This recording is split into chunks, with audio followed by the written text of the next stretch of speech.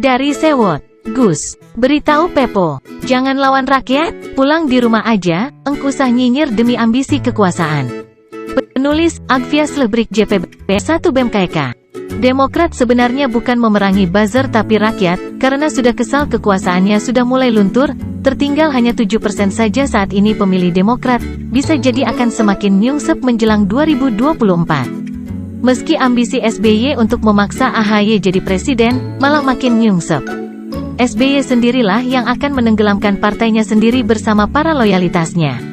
Semakin nyinyir semakin berpeluang dibenci masyarakat maka semakin tenggelam. Rakyat akan menjauhi Demokrat yang terbukti unfaedah. Keberadaan Demokrat sangat jelas tidak memberikan sumbangsi saat pandemi ini. Justru hanya merecoki apa yang dilakukan pemerintah saat ini sehingga negara semakin terhambat menyelesaikan kerja-kerja untuk rakyat, karena Demokrat memang hobi memangkrakkan pekerjaan. Proyek Hambalang adalah contoh paling nyata sebuah ideologi mangkrak. 2 periode era SBY negara seperti mau mundur dan jatuh ke jurang. Coba bandingkan dengan kinerja Jokowi.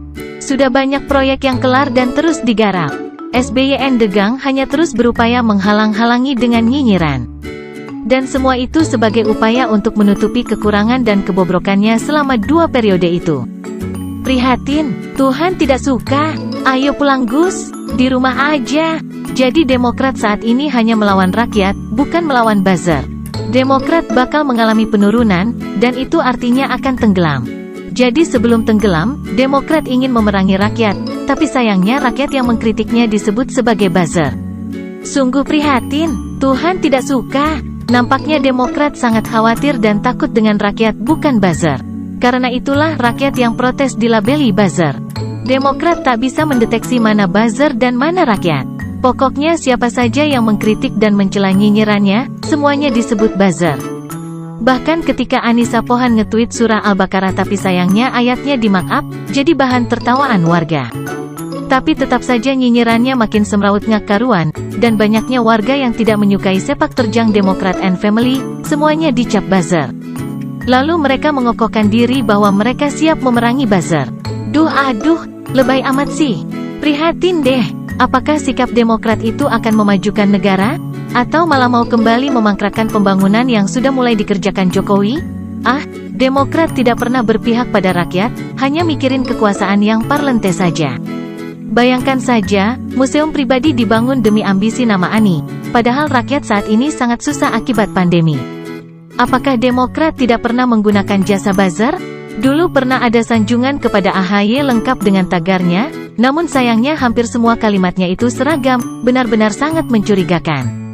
Jadi kalau mereka teriak buzzer, sesungguhnya merekalah mungkin yang sedang ngebas, agar Itrah Yudhoyono terus dicitrakan dengan penuh topeng keindahan. Rakyat saat ini sudah trauma dengan kekuasaan SBY yang tidak berpihak pada kaum miskin. Selama 2 periode kekuasaannya, orang-orang dekatnya lah yang semakin makmur, bahkan SBY sendiri dapat rumah mewah di Kuningan Jakarta sebagai mantan presiden. Jika SBY berpihak pada rakyat, pasti akan melakukan donasi dengan menjual rumah itu terlebih dahulu. Tapi kagak mungkin lah, buat museum pribadi saja maunya pakai uang Pemprov kan? Maka dengan demikian, apa yang dilakukan SBY dan para kroni-kroninya hanya membuat rakyat gerah dan kesal. Semakin Demokrat nyinyir maka rakyat semakin kesal alias dongkol akut.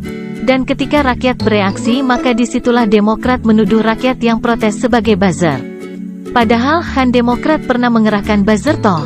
Sementara, warga yang bereaksi atas kelakuan Cikeas and Degang, tidak ada kalimat yang seragam dalam setiap cuitan ataupun meme-meme yang muncul. Kreativitas warga spontan dengan ide-ide yang bikin ngakak. Bahkan yang terakhir ada baliho yang tertulis pulang di rumah aja, bersebelahan dengan baliho Agus yang lagi hormat lalu bilang, siap wakakawak, sungguh bikin ngakak abis. Baliho yang bersebelahan dengan balihonya AHY begitu smart cara meledek dan menyinggung Pangeran Cikeas itu. Tak perlu banyak kata dan puisi seperti nyanyian lagu Pepo, namun benar-benar nyelekik dan pesannya sangat kuat, yaitu bahwa AHY belum pantas menjadi ketua umum apalagi jadi calon presiden. Kalimat pulang di rumah aja bukan hanya soal pesan di masa pandemi, tapi juga bahwa AHY lebih baik pulang dan tidak usah sok paling kritis jika bobrok Peponya selama 2 periode sudah melahirkan proyek Hambalang yang mangkrak. Dan hanya membuat ketimpangan jurang sosial yang semakin melebar. Tentu saja para loyalis SBY merasa bahwa 2 periode pemerintahan SBY telah mengalami keberhasilan. Padahal kenyataannya kehidupan rakyat tidak mengalami perubahan yang signifikan. Apa capaian-capaian SBY selama masa pemerintahannya? Yang rakyat ingat hanyalah kasus korupsi yang membuat proyek mangkrak, dan bahkan ada dugaan telah terjadi kriminalisasi terhadap Antasari. Demokrat mungkin bisa berubah jika seluruh personelnya diganti saja atau jauh dari Cikeas. Atau memang biarkan saja tenggelam, karena memang sudah waktunya Demokrat tenggelam. Begitulah kura-kura, related stories.